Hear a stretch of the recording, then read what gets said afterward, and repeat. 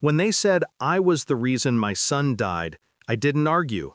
Grief doesn't need logic, it just needs someone to burn. In court, my wife's voice trembled as she pointed at me. "You killed him with your negligence." Her tears worked better than any lawyer could. The jury didn't see a father in pain, they saw a man who failed his family. She walked away with $800,000 in life insurance money.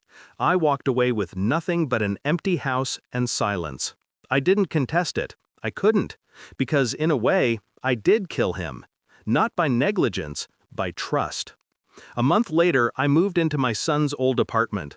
I told myself it was to feel close to him, but the truth was uglier. I couldn't breathe in that house anymore. Her perfume still lingered on the sheets. Her lawyer's voice echoed in my head. So I slept on his bed, ate his leftovers from the freezer, pretended he was just away for a few days. One night, while cleaning, I noticed a loose floorboard beneath his bed. Under it, a small steel lockbox, scratched, cold, locked with a 4-digit code. My hands shook as I tried birthdays, years, anything. It opened with 0721, his birthday. Inside, $250,000 in cash, 3 flash drives, and a folded note. "Dad, if you're reading this, I'm gone. Use this to find out what really happened to me." My blood ran cold. I plugged in the first flash drive. The screen lit up with surveillance clips. My son, talking to someone in a dimly lit garage. My wife. She wasn't crying in those clips, she was counting money. Stacks of it. Behind her, a man I recognized, her colleague, Daniel, was packing medical samples into a cooler. I clicked another file, a lab report, my son's toxicology results. High levels of a substance I couldn't even pronounce, administered over weeks, masked as part of a therapy trial she convinced him to join. She didn't just let him die, she killed him, for insurance. And I was the perfect scapegoat. That night, I didn't sleep. I just sat there, staring at the walls of his old room, my jaw locked, breathing steady.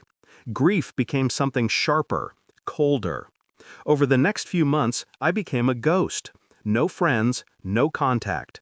I learned everything: her spending patterns, her lover's work schedule, the offshore account she transferred the insurance payout to. I found a way to access it. Slowly, quietly. Every transaction she made, I mirrored with small withdrawals. Every document she forged, I traced to her system. Piece by piece, I rewired the digital evidence trail to lead right back to her. Then I hired a private investigator, under her name.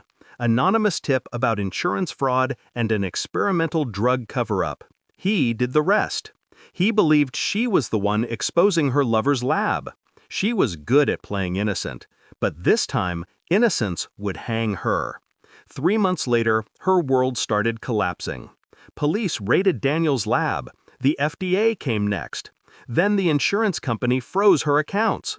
By the time she realized what was happening, it was too late. Her lawyer called me. He thought I'd care. "She's being questioned. They found suspicious transactions linked to her. You were right to stay quiet." Right? No, I wasn't quiet. I was calculating. When the court summoned me again, this time as a witness, she looked at me like she'd seen a ghost. Her once perfect composure cracked. The woman who'd called me a murderer now trembled behind the defense table. They showed the jury the files I'd found, emails between her and Daniel, the medical trial records, payment transfers, all authenticated. Every piece of her scheme, the poisoning, the insurance fraud, the fake trial, laid bare. She tried to cry again, but now her tears had no value. Even Daniel flicked on her. When the verdict came, she didn't look at me. She stared at the floor as they read out her sentence. 20 years. No parole. After the trial, I went back to the apartment one last time. I sat on the same bed. Opened the lockbox again. The cash was gone. I had used it all to fund the trap.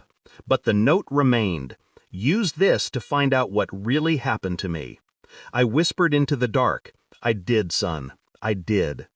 People think revenge is about rage. It's not. It's about patience, precision, knowing when to strike and when to let the silence do the killing. She took my son from me, then tried to bury me under her lie. But now, every day she spends behind those bars, she'll think about the man she called negligent. And maybe she'll realize, I didn't just lose a son, I became the father he needed me to be. Justice wasn't loud. It never is. It's quiet and final.